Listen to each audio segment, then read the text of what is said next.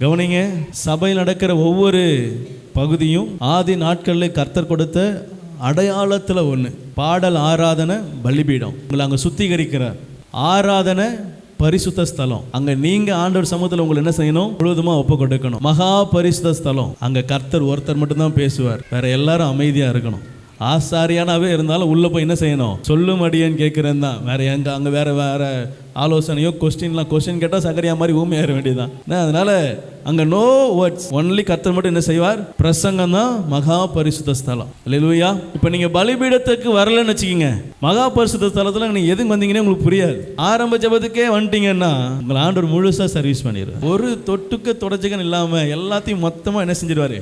ஆமாம். அதுக்கப்புறம் வாழ்க்கை என்ன செய்யும்? ஒரு ஃப்ரெஷ்ஷாக வெளியே போவீங்க. ஆமாம். ஆராதனை முடிஞ்சதுக்கப்புறம் வந்தீங்கன்னா ஏதோ சொல்கிறாங்க, நம்ம என்ன செய்யணும்? கேட்குறோம், முடிஞ்சிச்சு, வீட்டுக்கு போகிறோம். அல்லேலூயா.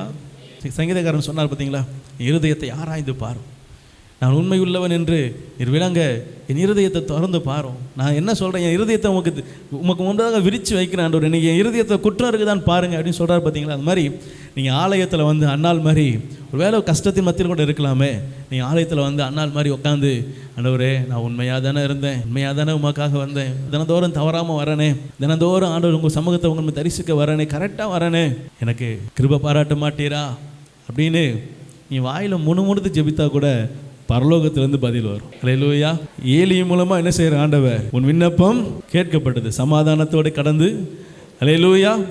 வாயை திறந்து கூட ஜெபிக்கல, ஆனால் இருதயத்தில் உண்மை இருக்குது. கரெக்டாக கர்த்தர் சமூகத்தில் காணப்படுறாங்க. ஆண்டவர் சொல்கிறாரு, உன் விண்ணப்பம் கேட்கப்பட்டது. அல்லேலூயா. விசுவாசிக்கிறீங்களா? நான் சொல்கிறேன், நீங்கள் ஆலயத்துக்கு கரெக்ட் டைமுக்கு என்ன செய்யுங்க? இது ஒரு பொருத்தனையாக எடுத்து பண்ணி பாருங்களேன். 9 மணி ஆராதனைக்கு 8:55 உள்ளே இருப்பேன் ஆண்டவரே.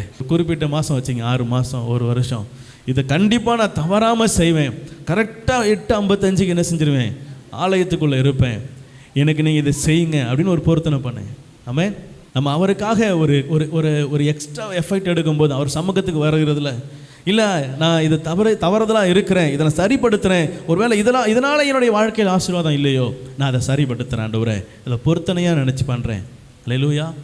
ஆனால் பொருத்தனை பண்ணிவிட்டு அதை செய்யாமல் போனால் யோசித்துக்கு, பண்ணுறதுக்கு முன்னாடி அதை பண்ணுறோமா, இதை செய்யலாமா, இதை சொல்லலாமா அப்படின்னு செய்யுங்க.